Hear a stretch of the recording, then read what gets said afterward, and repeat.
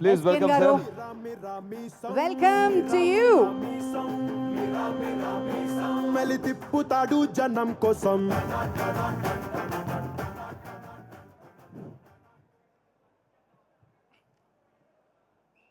అంటే జనరల్గా pre release ఈవెంట్లో మాట్లాడి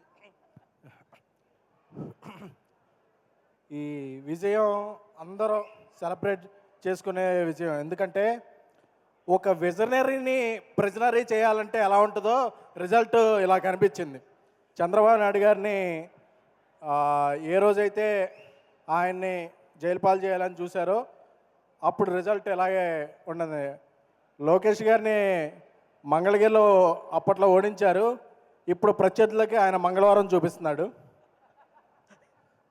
సో ఇక్కడ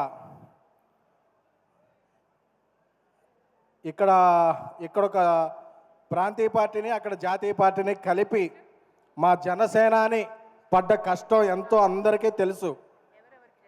ఈ సందర్భంగా ఒకటి చెప్పాలి. చెప్పచ్చా? చెప్పండి సార్. అన్నయ్య పెట్టాడు దండం, తమ్ముడు పెట్టాడు పెండం.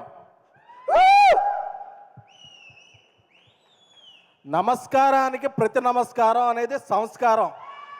ఆ సంస్కారం చేతకాని వాళ్ళకే ప్రజలు ఇస్తారు ఇలాంటి తిరస్కారం.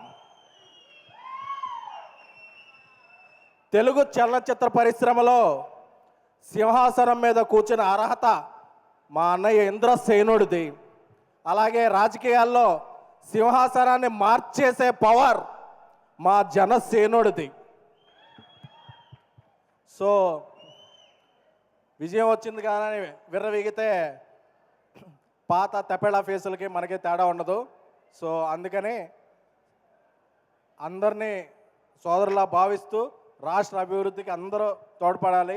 అలాగే ఎవరి మీద కోపం వస్తే టికెట్లు రేట్లు తగ్గించేసి సినిమా థియేటర్లో బయట ఎంఆర్ఓల చేత ఆర్ఓలు చేయించే కాకుండా ఇప్పుడు సినీ పరిశ్రమకి మంచి చేయాలనుకునే ప్రభుత్వం వచ్చింది. సో ఇలాంటి ప్రభుత్వం సుస్థిరంగా ఉండాలని, తెలుగు చలన పరిశ్రమకి ఎంతో మేలు చేకూరాలని కోరుకుంటున్నాము. అలాగే విజయం వచ్చిన తర్వాత అందరూ విజయం తరపున మేమున్నాం అని అవుతారు. ఈ విజయం రాకముందు నుంచి విశ్వప్రసాద్ గారు జనసేన క్యాంపెయిన్లోనూ విరివిగా పాల్గొంటూ అలయన్స్కి అండగా నిలిచారు. సో ఆయనకి కూడా శుభాకాంక్షలు. సార్, మీరు ముందే విజయాన్ని ఊహించారు, అలాగే ముందే అండగా నిలబడ్డారు. సో మీలాంటి వ్యక్తులు అటు జనసేనకి, అలాగే అలయన్స్కి, అలాగే తెలుగు చిత్రసీమకి మీరు చేసే ఫ్యాక్టరీ లాంటి సినిమాలు ఎంతో అవసరం. సో ఈ విజయాన్ని అందరం సెలబ్రేట్ చేసుకుందాం. బట్ గర్వాన్ని నెత్తికెక్కించుకోవద్దు, ఎందుకంటే ఇంకా చేయాల్సింది చాలా ఉంది. జై జనసేన, జై అలయన్స్. Thank you sir. మీ సినిమాలు ఎంత బాగుంది.